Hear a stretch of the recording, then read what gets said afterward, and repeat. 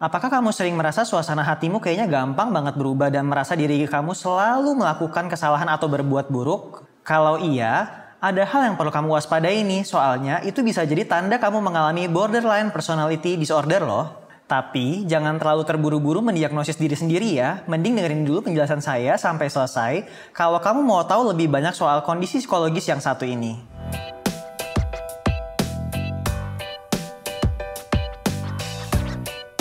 Halo, saya Dr. Deski dari Halo Dokter. Pernah nggak kamu mendengar istilah Borderline Personality Disorder atau BPD? Kalau belum, saya akan coba jelaskan nih.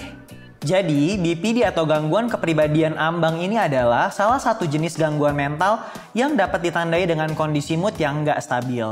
Secara statistik, di dunia ini ada sekitar 1 hingga 4% orang loh yang mengalami BPD. Lumayan banyak juga ya.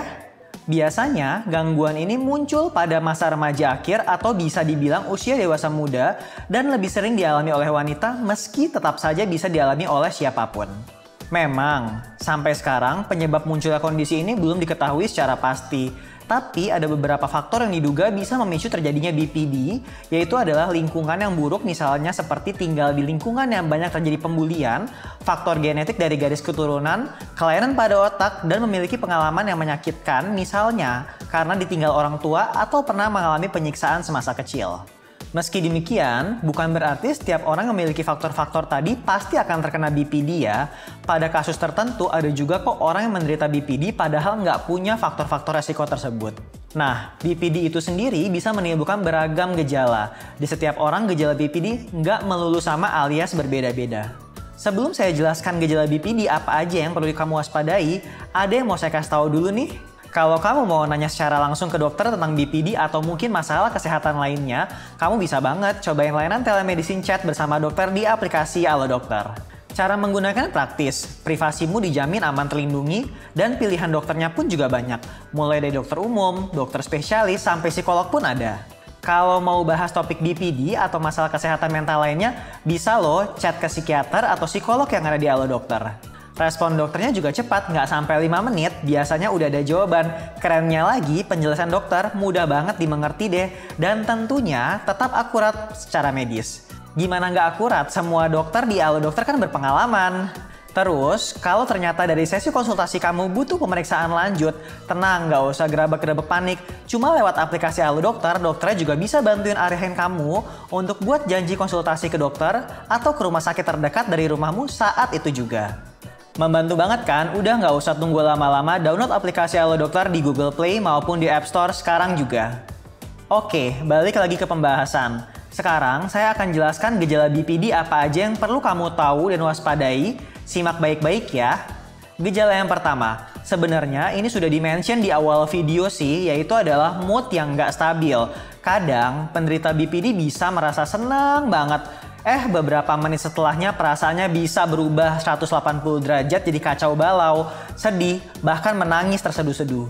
Perubahan mood ini bisa terjadi dari perasaan positif ke negatif maupun sebaliknya. Terus, saat mengalami suasana hati yang kurang baik, penderita BPD juga bisa merasakan perasaan negatif lainnya, seperti marah, hampa, sedih, tidak berharga, malu, panik, atau takut, dan kesepian yang sangat mendalam. Lanjut ke gejala yang kedua, yaitu adalah gangguan pola pikir dan persepsi. BPD biasanya menyebabkan penderitanya berpikir bahwa dirinya adalah pribadi yang buruk, selalu salah, dan tidak berarti. Pikiran ini bisa hilang dan timbul sehingga membuat penderita BPD kalut dan berusaha mencari pembenaran dari orang-orang di sekitarnya. Nggak cuma itu, penderita BPD juga sering mengalami halusinasi loh. Contohnya, suka mendengar suara di luar dirinya yang meminta menyakiti dirinya sendiri. Kan ada tuh, kamu mungkin pernah tahu juga ada orang yang katanya pernah mendengar suara gaib yang memintanya untuk menyiksa dirinya sendiri, padahal mungkin bukan karena hantu, tapi bisa jadi karena ada gangguan kepribadian yang diderita orang tersebut. Di beberapa kasus, penderita BPD juga bisa mengalami delusi atau memiliki keyakinan yang sangat kuat akan sesuatu yang sebenarnya nggak sesuai dengan kenyataannya. Jadi antara pemikiran, imajinasi, sama emosinya tuh kayak nggak ada kesambungan dengan realitanya. Misalnya, ia yakin bahwa ia dikejar oleh pembunuh bayaran, padahal sih nggak ada yang mau bunuh dia, dan dia pun sebenarnya dalam situasi dan tempat yang aman-aman saja. Terus, gejala yang ketiga, perilaku yang impulsif. Perilaku impulsif ini maksudnya adalah perilaku yang tergolong reaktif dan cenderung membahayakan diri sendiri dan dilakukan tanpa dipikirkan terlebih dahulu apa resikonya. Contohnya ya, melukai diri sendiri, mencoba bunuh diri, minum minuman beralkohol secara berlebihan, atau mungkin melakukan hubungan seks yang beresiko. Masuk ke gejala keempat alias yang terakhir, yaitu adalah penderita BPD biasanya memiliki hubungan yang intens tapi nggak stabil. Soalnya, BPD bisa membuat penderitanya takut diacuhkan oleh orang lain. Tapi di lain waktu, penderita BPD juga bisa merasakan nggak nyaman atau risih ketika ada orang yang terlalu dekat atau terlalu memperhatikannya. Jadi kayak serba salah gitu. Pada akhirnya, hal inilah yang kemudian bisa merusak hubungan penderita BPD dengan orang lain. Entah itu dengan teman rumah, sekolah, atau keluarga. Nah, itulah gejala-gejala yang biasanya dialami oleh penderita BPD. Ingat, nggak semua penderita BPD akan mengalami semua gejala di atas loh ya. Sebagian dari penderita BPD hanya mengalami beberapa gejala saja.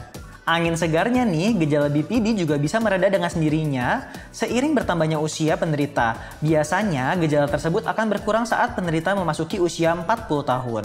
Pesan terakhir dari saya, video ini cuma bertujuan untuk edukasi ke kamu-kamu yang lagi nonton ya. Artinya dijadikan bahan pelajaran saja. Tapi jangan sampai kamu ngelakuinnya yang namanya self-diagnose atau diagnosis diri sendiri. Akhir-akhir ini cukup ramai nih di media sosial yang banyak mengaku mengalami masalah kesehatan mental, bermodal baca-baca artikel atau nonton video di YouTube tapi nggak pernah sama sekali berkonsultasi ke ahlinya. Terus ujung-ujungnya mencoba self-healing atau ngobatin kondisi mental diri sendiri, tapi ya nggak jelas ukuran sembuhnya itu seperti apa. Lebih baik jadikan video ini sebagai acuan untuk kamu atau orang-orang terdekat kamu untuk berkonsultasi pada ahlinya seperti pada psikiater atau psikolog. Para tenaga medis ini tentunya sudah berpendidikan dan berpengalaman dalam mengatasi berbagai masalah kesehatan mental sehingga bisa membuat diagnosis yang sesuai dengan kondisi kamu sekaligus menyarankan perawatan yang diperlukan. Oke, kayaknya segitu dulu ya informasi yang bisa saya sampaikan kali ini. Semoga bermanfaat dan bisa membantu kamu memahami apa itu Borderline Personality Disorder atau BPD. Oh iya, kalau kamu punya saran topik yang ingin dibahas di YouTube Halo Dokter, tulis di kolom komentar di bawah ya. Terima kasih sudah menyaksikan video ini. Jangan lupa untuk like, comment, share, dan subscribe. Hidup sehat bersama Halo Dokter.